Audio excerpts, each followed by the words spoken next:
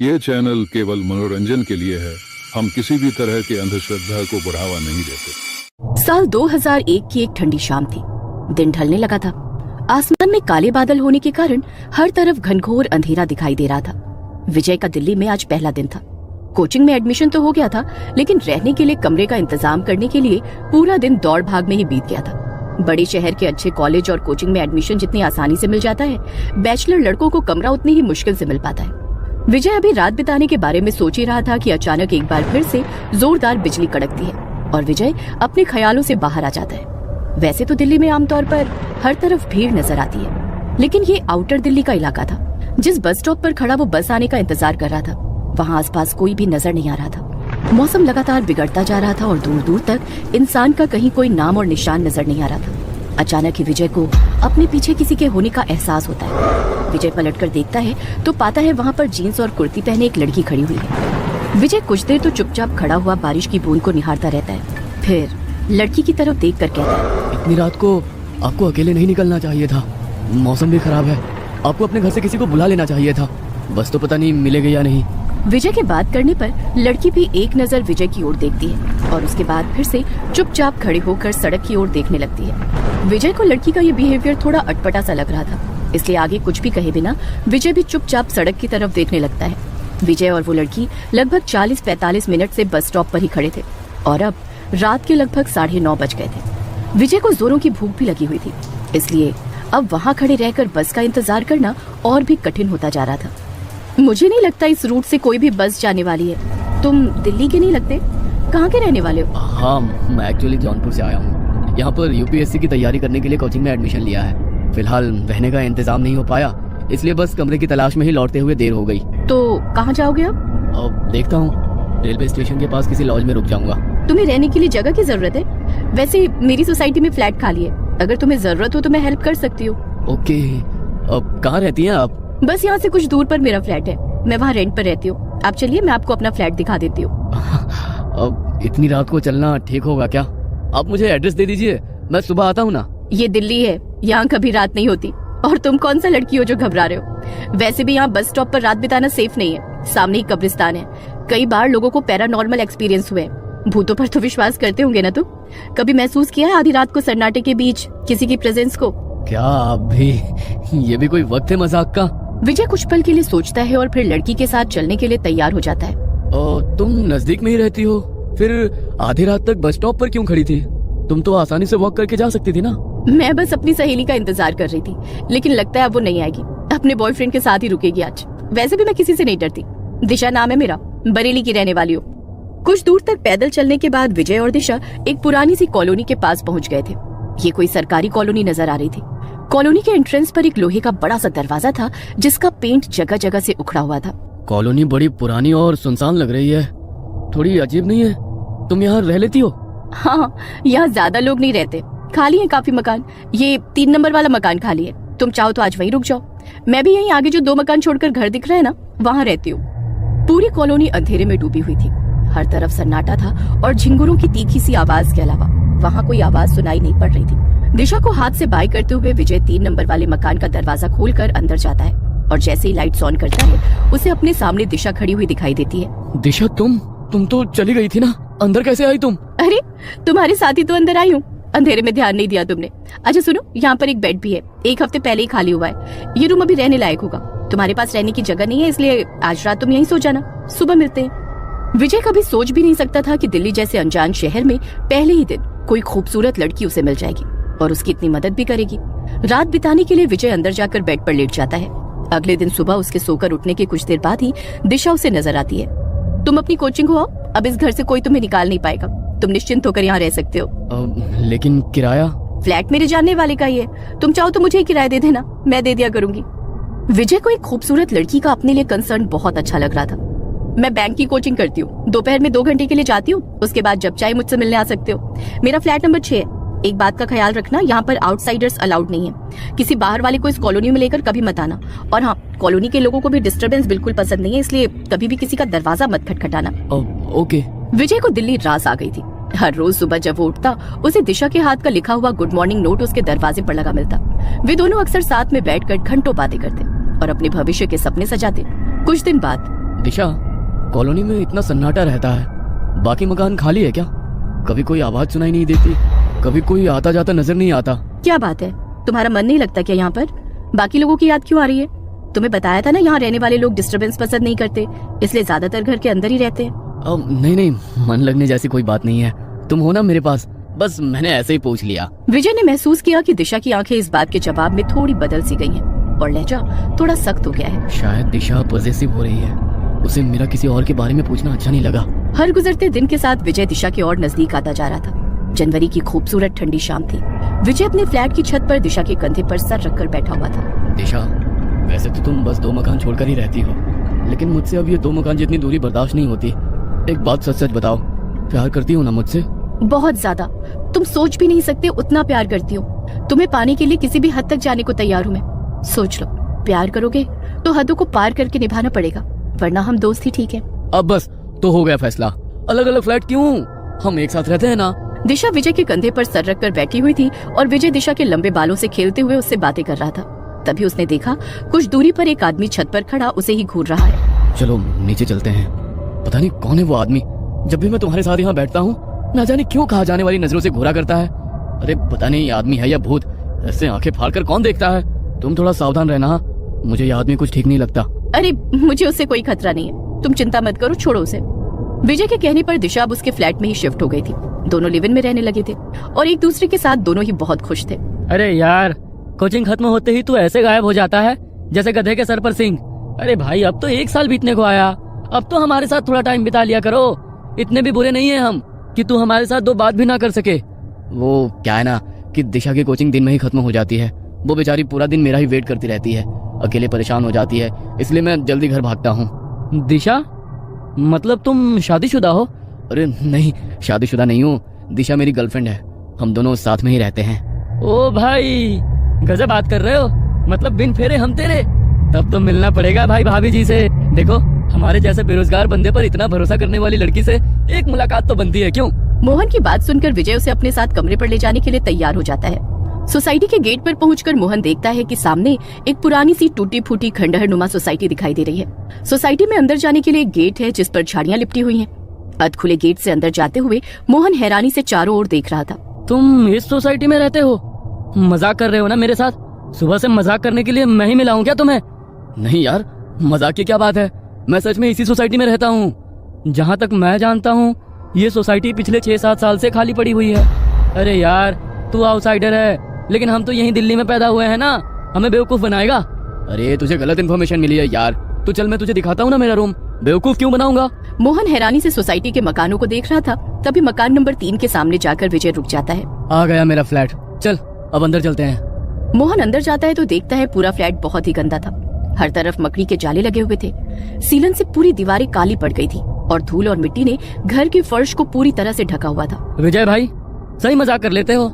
इस घर की हालत देख रहे हो? इस मकान की इतनी बुरी हालत है कि यहाँ पर इंसान तो क्या, जंगली जानवर भी नहीं रहेगा, और तुम कह रहे हो कि तुम इस मकान में रहते हो?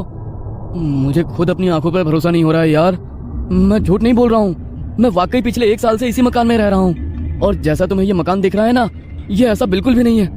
मुझे खुद समझ में नहीं आ रहा है कि अभी कुछ घंटे पहले जब मैं इसे छोड़कर गया था तब ये ऐसा बिल्कुल भी नहीं था। कुछ घंटे में इस मकान की हालत इतनी कैसे बदल गई? अरे यार, बिल्कुल साफ सुथरा चमकता हुआ घर है ये। दिशा घर की बहुत केयर करती है। कहाँ है तेरी दिशा? दिखाई तो नहीं दे रही। तू तो कह रहा था कि तेरे रूम में ही रहती है। अरे ऐसे घर में कौन लड़की रहेगी? तेरा मानसिक संतुलन तो नहीं बिगड़ा हुआ है? यार अभी भी सच सच बता, तू ये सब मजाक कर रहा है ना? अरे यार, मेरा खुद दिमाग काम नहीं कर रहा है, ये सब मैं क्या देख रहा हूँ? विजय के इतना कहते ही अचानक ही घर में जल रहा एकमात्र बल्ब फ्लैक्चुएट करने लगता है और एक ठंडी हवा का झोंका उनके शरीर को छूकर निकल जाता है। कमरे के अंदर की हवा बोझल सी होने लगती है और अंदर के कमरे से खटखट की आवाज आने लगती है। लगता है अंदर वाले रूम में है दिशा, चल देखते हैं। विजय अंदर रूम में जाता है तो वहाँ भी हर तरफ गंदगी और सीलन ही नजर आती है। तभी उन्हें बाहर के कमरे से खटखट की आवाज आने लगती है। विजय अपने दोस्त को लेकर हैरानी से बाहर के कमरे में आता है। तभी उसे एक बार फिर अंदर के कमरे का दरवाजा पीटने की आवाज सुनाई देने लगती है। भाई, मुझे लगता है कि हमें यहाँ से चलना चाहिए। मुझे यहाँ कुछ ठीक नहीं लग रहा। तुझे जरूर कुछ तो गलतफहमी हुई है। मेरी बात मान, तू कुछ दिन के लिए अपने घर हो आ। तेरी तबीयत सही नहीं है, ऐसी हालत में तेरा यहाँ रुकना सही नहीं होगा। 1 मिनट रुक, मुझे याद आया, सुबह ही दिशा ने मुझे खाना पैक करके दिया था, लेकिन मैं टिफिन को ले जाना भूल गया। अभी भी वो टिफिन किचन में ही रखा होगा, रुक जा। विजय दौड़ता हुआ रसोई में जाता है तो देखता है कि वहाँ पर वाकई एक टिफिन रखा हुआ है। ये देख, मैंने कहा था ना, ये रहा मेरा टिफिन। तो इसे खोल कर देख, तुझे इसमें पास्ता मिलेगा। मोहन जैसे ही टिफिन को खोलता है, डब्बा उसके हाथ से छूट जाता है। टिफिन के अंदर रखे हुए खाने में से गंदी बदबू आ रही थी और उसके अंदर छोटे छोटे कीड़े रेंग रहे थे। अच्छा चल, एक बार पड़ोसी से पूछ कर देखते हैं। विजय और मोहन बारी बारी से सारे मकानों पर जाते हैं, लेकिन सभी मकानों की हालत बिल्कुल एक जैसी थी। सभी मकान खाली थे और उनमें गंदगी के सिवा कुछ नजर नहीं आता था। अब मैं तुझे कैसे यकीन दिलाऊं? मैं झूठ नहीं बोल रहा हूँ, ये सब साजिश है मेरे खिलाफ। लेकिन मैं कोई बेवकूफ नहीं हूँ जो ऐसा ही फंस जाऊं। तू अभी रुक, वो सामने कॉलोनी दिखाई दे रही है ना, वहाँ पर एक आदमी रोज मेरी दिशा को घूर घूर कर देखता था। तू चल, वो बताएगा, तब तो तू मानेगा ना कि दिशा और मैं इसी फ्लैट में रहते थे। मोहन विजय के चेहरे पर एक अजीब सी बेचैनी महसूस कर पा रहा था। ऐसा लगता था वो किसी भी पल बस रो पड़ेगा। विजय का मन रखने को मोहन उसके साथ सामने वाली कॉलोनी में जाकर एक घर का दरवाजा खटखटाने लगता है। कुछ ही मिनटों में एक सांवला सा बड़ी बड़ी मूंछों वाला व्यक्ति दरवाजा खोलता है। ये वो। सर प्लीज सर, सच बताइए, आप मुझे जानते हैं या नहीं? विजय की बात सुनकर उस आदमी ने एक नजर विजय को ऊपर से नीचे तक देखा और फिर उसके चेहरे के भाव बदलने लगे। बताइए ना sir, this is very important. अरे शर्म आ रही है इस इंसान को ये बात कबूलने में कि हर रोज ये एक प्रेमी जोड़े को छिप छिप कर देखता था।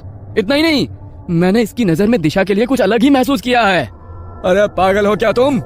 आज तक तो बस मुझे शक था, लेकिन आज यकीन भी हो गया कि सिर फेरे हो तुम। यह लड़का रोज सामने जो डीडीए के खाली फ्लैट पड़े हैं ना, उसकी छत पर बैठकर पता नहीं अकेले में क्या बड़बड़ाता रहता था। ऐसे बिहेव करता था जैसे ये किसी के साथ बैठा हो। अकेले में ही हंसता, बड़बड़ाता और फिर कई बार मेरी तरफ देखकर गुस्से में मुंह फेर कर नीचे चला जाता। मुझे तो ये कोई सरफिरा पागल ही लगता था जो उन खाली पड़े खंडहरों की छत पर ना जाने क्या करने जाता था। मुंह बंद करो अपना, झूठ बोलता है ये। तूने मुझे देखा लेकिन दिशा नहीं दिखाई दी तुझे? अरे मैं रोज उसके साथ ही जाता था छत पर। भाई इलाज कराओ इसका। विजय, दिशा कोई है ही नहीं, किसी ने नहीं देखा है आज तक उसे। तू संभाल खुद को यार, इस बारे में जितना सोचेगा ना उतना ही खुद को परेशान करेगा। देख, मैं तेरा दोस्त हूँ, तेरा बुरा नहीं चाहता। इस समय तो बस कुछ दिन के लिए अपने घर चला जा और घर जाकर अपनी फैमिली को सब सच सच बता देना। जो कुछ तुमने इतने दिन अपनी आंखों से देखा वो कुछ और नहीं, बस एक छलावा था। हम तेरे दुश्मन नहीं हैं और ये अंकल भी वही कह रहे हैं जो उन्होंने देखा है। विजय को कुछ समझ नहीं आ रहा था कि जो कुछ वो अब देख रहा है वो झूठ है या जो पिछले 1 साल से उसने देखा या जिया है वो झूठा था। अपने आप को ये समझा पाना कि पिछले 1 साल से वो एक भ्रम, एक छलावे में जी रहा था, विजय के लिए आसान बिल्कुल भी नहीं था। विजय को सब कुछ घूमता हुआ सा नजर आ रहा था। विजय भाई, जिस जगह को तुम अपना कमरा बता रहे हो ना, वो रहने लायक स्थिति में बिल्कुल भी नहीं है। तुम ऐसा करो, मेरे साथ मेरे कमरे में चलो, वहीं से अपने गांव के लिए निकल जाना।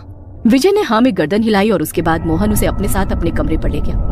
अगले दिन सुबह ही मोहन ने उसे उसकी गांव जाने वाली बस में बिठा दिया था। मोहन अपने गांव जरूर आ गया था, लेकिन जैसे अपने आप को ही भूल गया था। वो हर समय बस अकेले में बैठा पेंसिल से एक चेहरा बनाने की नाकाम कोशिश करता रहता। विजय को अपने गाँव लौटे 1 महीने का समय बीत गया था। घर में सभी लोग उसे समझा समझा कर थक गए थे कि दिशा बस उसके मन का वहम था और कुछ भी नहीं। लेकिन विजय उनकी बात मानने को तैयार नहीं था। ना तो अब उसका पढ़ाई में मन लगता था और ना ही वो किसी से बातचीत किया करता। इसी बीच एक सरकारी नौकरी में उसका चयन हो जाता है।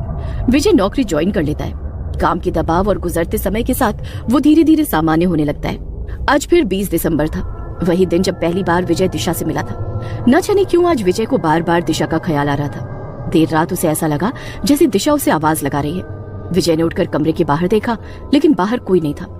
अचानक एक बार फिर उसे छत के ऊपर से दिशा की आवाज सुनाई देती है। विजय पागलों की तरह दौड़ते हुए छत पर पहुंचता है तो देखता है सामने दिशा खड़ी उसे देखकर मुस्कुरा रही है। विजय दौड़कर उसका हाथ थाम लेता है। तुम आ गई दिशा, मुझे पता था तुम हो। कहाँ चली गई थी मुझे छोड़कर? चलो मैं सबको तुमसे मिलाता हूँ। विजय की बात सुनकर एकाएक दिशा विजय का हाथ छोड़ देती है और धीरे धीरे अपने कदम पीछे की ओर बढ़ाने लगती है। छत के आखिरी छोर पर पहुंचकर दिशा ने एक कदम और पीछे की ओर बढ़ाया और छत से नीचे लुढ़क गई। विजय के मुंह से एक जोरदार चीख निकली और वो पसीने में लथपथ बिस्तर से उठकर बैठ गया। इतने दिनों के बाद अचानक दिशा का ख्याल आया, ये क्या हो रहा है मेरे साथ? विजय की आवाज सुनकर उसकी माँ दौड़ती हुई उसके कमरे में आती है। क्या हुआ बेटा, सब ठीक है ना? हाँ मैं ठीक हूँ माँ, आप सो जाओ। मैंने साफ सुना ये दिशा कहकर चिल्लाया था, जरूर वो चुड़ैल इसके सपने में आई होगी। अगले दिन सुबह, बेटा देख तो एक रिश्ता आया है तेरे लिए, बरेली की लड़की है, अच्छी लग रही है हमें तो, तू देखकर बता ना कैसी है। और देख बेटा, जब तक तू जीवन में आगे नहीं बढ़ेगा ना, वो अतीत के बुरे ख्याल तुझे ऐसे ही सताते रहेंगे। ठीक है माँ, जैसा आप ठीक समझो, मुझे मंजूर है। विजय के हाँ बोलने पर जल्द ही विजय की पूरी फैमिली सगाई के लिए दृष्टि के घर पहुंच जाती है। जाओ बेटा, दामाद जी को घर दिखा कर ले आओ। दृष्टि विजय को ऊपर का फ्लोर दिखाने ले जाती है। ऊपर के कमरे में जाकर एकाएक एक तस्वीर को देखकर विजय के पांव वहीं जम जाते हैं। अरे क्या हुआ? ये मेरी दीदी दिशा की तस्वीर है। 5 साल पहले पढ़ाई करने के लिए दिल्ली गई थी वो। किसी लड़के से प्यार करती थी लेकिन उसने धोखा दिया और उन्हें छोड़कर चला गया। दीदी इंतजार करती रही उसका, लेकिन जब वो लौट कर नहीं आया तो उन्होंने हताश होकर आत्महत्या कर ली। मौत हो गई है इनकी? कब? मतलब कब हुई? 4 साल पहले, लेकिन वो हमारे आसपास ही है।